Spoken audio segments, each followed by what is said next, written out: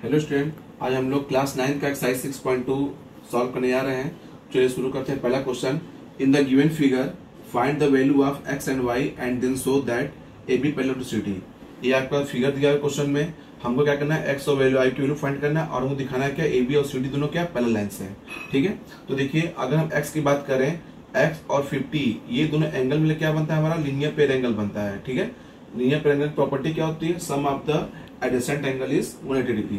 तो लिख सकते हैं from figure x plus 50 degree equal to 180 degree होगा। यहाँ से x की वैल्यू आ जाएगी आपकी 180 माइनस हो जाएगा 50, x की वैल्यू आ गई आपका 130 डिग्री। ठीक है, यहाँ आ गया x की वैल्यू आ गई 130 डिग्री आ गया और यहाँ y देखिए क्या बन रहा है, वर्टिकली अपोजिट एंगल बन रहा है। ठीक है, एंड y इक्वल टू क्या होगा 130 डिग्री, ये कैसे होगा, वर्टिकली अपोजिट एंगल। ठीक है, अब देखिए यहाँ पे x और y वैल्यू क्या आ रही है, बराबर आ रही है। x इक्वल टू क्या आ रहा है, y आ रहा है। जब x और y वैल्यू बराबर आ रहा है तो x और y हमारा क्या बन रहा है, अल्टरनेट इंटीरियर एंगल बन रहा है। इट मींस अल्टरनेट इंटीरियर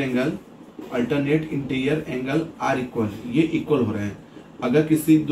अगर कोई लाइन, दो लाइन पैरेलल है और उनके क्या अल्टरनेट इंटीरियर एंगल इक्वल होते हैं तो वो लाइन क्या पैरेलल होती है। इसका मतलब क्या हुआ, इसका मतलब ये हुआ कि ए बी जो होगा वो सी डी की क्या हो जाएगा, पैरेलल हो जाएगा।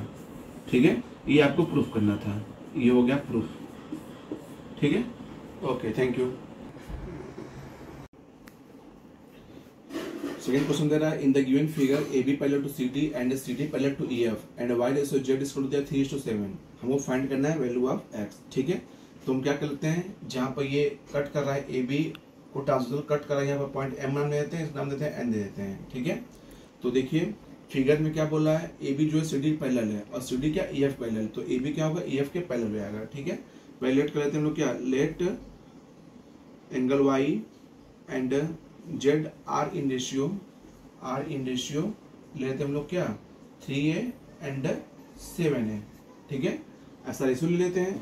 ठीक है, तो हम निकाल लेते हैं क्या, एंगल सी एन पी की वैल्यू, एंगल जो सी एन पी होगा वो बराबर होगा 180 माइनस वाई होगा। क्यों होगा, देखिए क्या हुआ, ये लीनियर पेयर बन रहा है ये, तो ये एंगल हमको निकालना है। तो क्या होगा, 180 में से वाई घटा देंगे तो क्या मिलेगा हमको, 180 माइनस वाई आ जाएगा ये वाला एंगल। और ये एंगल क्या जेड के बराबर हो जाएगा क्योंकि अल्टरनेट इंटीरियर एंगल, क्योंकि लाइन दोनों क्या पैरेलल है। ठीक है, तो लिख देंगे हम लोग एंड एंगल जो सी एन पी होगा वो बराबर होगा एंगल जेड के होगा। ठीक है, और सी एन पी कितना है 180 minus Y equal to Z. ठीक है, और वाई की वैल्यू क्या हमने लेट किया है, वाई लेट के हमने 3a लेट किया है और जेड क्या है 7 लेट किया है। तो 180 माइनस हो जाएगा 3a इक्वल टू आएगा 7a। ठीक, तो इसको प्लस हो जाएगा धराकर 180 इक्वल टू आएगा 7 और 3 10a। ठीक, 10 से डिवाइड मार देंगे तो आएगा 18। ठीक है, एक वैल्यू कितना आ गया, 18 डिग्री आ गया। ठीक है, एक वैल्यू 18 आ गया। तो जेड की वैल्यू आ जाएगा आपका, जेड की वैल्यू आ जाएगा 7 इंटू 18, 18 7 जा 126। ठीक है, और y की वैल्यू आ जाएगा, आपका 3 है, तो 3 इंटू 18 आ जाएगा 54। ठीक है, अब हमको क्या करना है, x की वैल्यू फाइंड करना है। तो x क्या होगा, ये लाइन ए बी क्या ई एफ के पैरेलल है, तो एंगल x क्या होगा, एंगल z के बराबर होगा। एंगल x बराबर एंगल z होगा। क्यों होगा, अल्टरनेट इंटीरियर एंगल से होगा। जो x की वैल्यू होगी वो z के बराबर हो जाएगी, तो x की वैल्यू कितनी है 126 हो जाएगी, क्योंकि z की वैल्यू कितनी है 126। ये आपका x y z तीनों की वैल्यू हमने फाइंड कर लिया।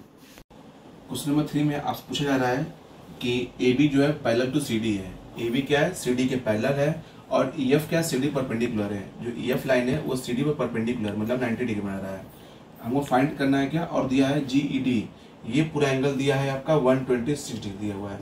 हमको क्या फाइंड करना है, एंगल ए जी ई मतलब ये वाला एंगल फाइंड करना है, जी ई एफ मतलब ये वाला angle G E F and angle F G ये एंगल। ठीक है, ये तीनों एंगल को फाइंड करना है। तो पहले हम फाइंड करें जी ई एफ फाइंड कर लेते हैं। ठीक है, एंगल जी ई एफ क्या होगा, एंगल जी ई एफ क्या करेंगे, अगर जी ई डी में से एंगल जी ई डी में से हम माइनस करते हैं क्या ये एफ ई डी, तो क्या मिलेगा हमारा एंगल जी ई एफ मिल जाएगा। ठीक है, तो जी ई डी कितना है 126 डिग्री है और एफ ई डी कितना है, ये 90 डिग्री है। ठीक है, परपेंडिकुलर क्वेश्चन दिया हुआ है आपका, हो गया 36 डिग्री। एंगल जी ई एफ आ गया आपका 36 डिग्री आ गया। ठीक है, सेकेंड है angle A ji E, angle A जी निकालते हैं, एंगल ए जी ई ये क्या होगा, ये होगा आपका एंगल ए जी होगा वो एंगल GED के बराबर होगा। क्यों बराबर होगा? क्योंकि ये क्या है, लाइन पैरेलल है, और ये क्या GE क्या ट्रांसवर्सल है। तो अल्टरनेट इंटीरियर एंगल से क्या होगा, एंगल AGE ये एंगल इस एंगल के बराबर हो जाएगा।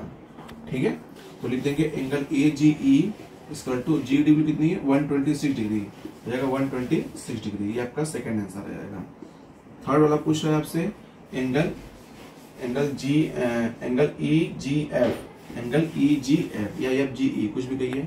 एंगल FGE के बारे में बात करें तो एंगल कहाँ बना, यहाँ बन रहा। ये दोनों एंगल कितना होंगे, लीनियर पेयर बनाएंगे। ठीक है, तो लिख देंगे हम लोग क्या, 180 में से अगर हम AG माइनस करें तो क्या मिल जाएगा, बड़ा FGE मिल जाएगा। तो लिख देंगे 180 माइनस एंगल AGE। ठीक है, 180 माइनस AG की कितनी है, 126 डिग्री है। माइनस कर देंगे तो 10 में से 6 जाएगा 4 आएगा, 17 में से 12 गया तो 54। ठीक है, ये आपका आ गया एंगल FGE। इस तरह क्या करेंगे हम लोग, तीनों एंगल की वैल्यू क्या करेंगे, फाइंड कर लेंगे।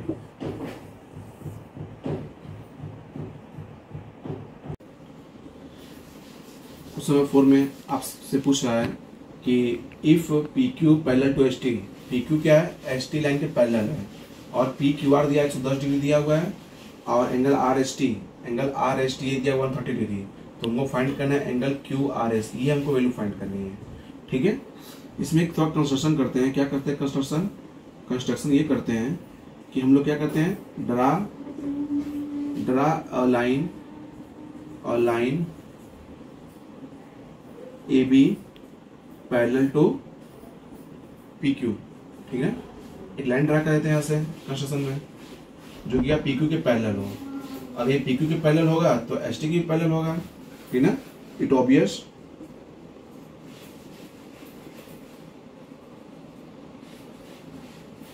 ST also parallel to AB होगा, ठीक ना। अब देखिए अगर PQ क्या AB के पैरेलल है, ठीक है, तो क्या होगा, जो एंगल ये एंगल बनेगा, ये एंगल का सम कितना, 180 डिग्री होगा। क्यों होगा, क्योंकि ये क्या होगा, को इंटीरियर एंगल बनाएगा। ठीक है, तो हम कह सकते हैं कि एंगल जो PQ है वो पैरेलल किसके, AR के पैरेलल होगा या AB के पैरेलल होगा। तो angle PQR plus angle QRA या ARQ इक्वल टू होगा 180 डिग्री। क्यों होगा, बाई को इंटीरियर एंगल। को इंटीरियर एंगल सम कितना होता है, वो होता है 180 डिग्री होता है इंटीरियर एंगल।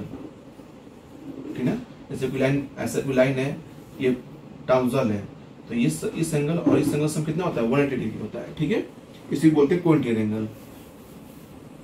एंगल PQR दिया 110 दिया हुआ है, प्लस एंगल ARQ निकालना है हमको। ठीक है ना, इसका 180 डिग्री, तो हमारा ARQ आ जाएगा, आपको 180 माइनस 110 आ गया आपका 70 डिग्री आ गया। ठीक है, ARQ लिखा। इसी तरह क्या करें हम लोग, निकाल लेंगे वैल्यू SRB की। ठीक ना, सिमिलरली एंगल SRB की वैल्यू क्या हो जाएगी, इसको 180 में से माइनस कर देंगे, क्या माइनस कर देंगे, 130 डिग्री, क्योंकि ये भी पैरेलल है और ये भी कोइंटीरियर एंगल बना रहे हैं। तो आ गया आपका 50 डिग्री आ गया। ठीक है, अब निकालते हैं क्या हम लोग, एंगल QRS निकालते हैं। अब देखिए ये आ गया आपका 70 डिग्री आ गया, ये आ गया 50 डिग्री। हमको ये फाइंड करना है। अगर ये लाइन मार रहे हैं हम लोग, लाइन ड्रा किए AB और ये दोनों रे मान रहे हैं इसको, ये पूरा क्या बनेगा हमारा, लीनियर पेयर एंगल बनेगा। ठीक है, तो हमारा QRS क्या हो जाएगा, दोनों को ऐड करके 180 माइनस करें तो हमारा QRS आ जाएगा। ठीक है, तो लिखेंगे angle QRS equal to 180 minus angle होगा ARB मतलब 70 डिग्री प्लस, और ये SRB कितना है 50 डिग्री, दोनों को ऐड करके 180 माइनस कर देंगे तो 180 माइनस हो जाएगा 7 पे 12 120 डिग्री हो जाएगा। ठीक है, तो आपका QRS आ गया 60 डिग्री, एंगल QRS आ गया आपका 60 डिग्री। ये हमको निकालना था, ये आपका आंसर हो जाएगा। नेक्स्ट क्वेश्चन नंबर 5 में दिया है, if AB parallel to CD and angle APQ equal 50 degree and angle PRD equal 127 degree, then find करना हमको x और y वैल्यू। ठीक है, देखिए क्या बोला है इसमें, AB जो है, AB लाइन क्या है, पैरेलल किसके, CD के पैरेलल है। ठीक है, हाँ CD के पैरेलल है, तो ये CD होगा। ठीक, CD के पैरेलल है, तो हमको क्या फाइंड करना है, हमको फाइंड करना है एंगल x और y की वैल्यू फाइंड करना है। अगर देखिए AB जो CD पैरेलल है और ये क्या बनेगा, ट्रांसवर्सल बनेगा हमारा ट्रांसवर्सल। ठीक है, तो एंगल 50 डिग्री इक्वल टू क्या एंगल y नहीं होगा, होगा ना, क्योंकि अल्टरनेट इंटीरियर एंगल क्या होते हैं, अगर पैरेलल होगा तो इक्वल होते हैं, ठीक है। तो एंगल वाई जो होगा वो 50 डिग्री बराबर होगा। क्यों बराबर होगा, क्योंकि लिखेंगे अल्टरनेट इंटीरियर एंगल क्या इक्वल होते हैं। तो हमारा जो एंगल वाई कितना आ गया, 50 डिग्री आ गया, एंगल वाई हमारा आ गया 50 डिग्री, ठीक है। अब देखिए ये कितना बन रहा है, ये ट्रायंगल है, in triangle P Q are लें, ठीक है। पी क्यू आर में क्या होगा, ये आपका बनेगा एक्सटीरियर एंगल बनेगा, ठीक ना। एंगल जो आपका पी आर डी है, एंगल जो P R D equal to क्या 127 डिग्री, ये आपका एक्सटीरियर एंगल बनेगा, ठीक ना, एक्सटीरियर एंगल बनेगा। एक्सटीरियर प्रॉपर्टी क्या होती है, सम ऑफ अपोजिट एंगल का जो सम होता है वो क्या होता है, एक्सटीरियर एंगल बराबर होता है, ठीक है। उस तरीके से हम लोग क्या angle X plus Y equal to क्या 127 डिग्री, ठीक ना। जो एक्सटीरियर एंगल होता है sum of opposite angle of a triangle are equal, ठीक ना। किसी दो ट्रायंगल के अपोजिट एंगल सम जो होता है वो एक्सटीरियर एंगल के बराबर होता है। तो एक्स और वाई के अपोजिट एंगल बन रहे हैं, इनका सम क्या 127 के बराबर आएगा। तो और वाई की वैल्यू पता है हमको 50 degree equal to 127 degree, X equal to क्या आएगा 127 डिग्री माइनस 50 डिग्री। जब माइनस करेंगे तो आएगा वैल्यू 7 हो गया, 12 में से 5 जाएगा 7 आएगा, एक्स किलो आ गया 77 डिग्री, ये आ गई एक्स की वैल्यू और ये आ गई आपकी वाई की वैल्यू। क्वेश्चन नंबर 6 में दिया P Q and R S two plane mirror, P Q R S क्या टू प्लेन मिरर है, ठीक ना। उसमें कोई रे आ रही है ए बी कोई रे आ रही है, यहाँ स्ट्राइक करिए पॉइंट बी पर, फिर बी से क्या रिफ्लेक्ट हो रही है, कहाँ पर सी पाथ, बी सी पाथ पर, फिर सी पर टकरा रही है, फिर रिफ्लेक्ट हो रही है सी डी फॉर्म में, सी डी पाथ रिफ्लेक्ट हो रही है। तो हमको दिखाना है कि जो ए बी लाइन है वो क्या सी डी के पैरेलल है, ठीक है। हमको ये शो करना है ए बी जो है वो सी डी के पैरेलल है। इसके लिए क्या है, कंस्ट्रक्शन करते हैं, क्या करते हैं, कंस्ट्रक्शन करते हैं, ठीक ना। Draw perpendicular two point be on P Q perpendicular draw करते हैं, कौन सा, ये बी एम, ठीक है। एक पॉइंट बी एम ड्रा करते हैं परपेंडिकुलर, यहाँ बी एम हो गया, उस तरह यहाँ क्या करेंगे एक सी एम ड्रा कर लेंगे, C N and C N perpendicular drawn on R S, ठीक है। ये दो हमने परपेंडिकुलर ड्रा कर लिया, ठीक है। हमने पढ़ा है by the property of law of reflection, ठीक है। तो एंगल ये 1 हो, इसको 2 मान लेते हैं, इसको मान लेते हैं एंगल 3 और एंगल 4 मान लेते हैं, ठीक है। By the property of law of reflection क्या होता है, अगर कोई रे क्या होता है, अगर कोई लाइन ऐसे माने मिरर मान ले, अब कोई रे आ रहा है, इसको इंसिडेंट रे बोलते हैं, और इसको क्या बोलते हैं रिफ्लेक्टेड रे बोलते हैं, और इसको क्या बोलते हैं नॉर्मल बोलते हैं। इसको बोलते हैं इंसिडेंट एंगल आई, इसको बोलते हैं आर, रिफ्लेक्टेड एंगल।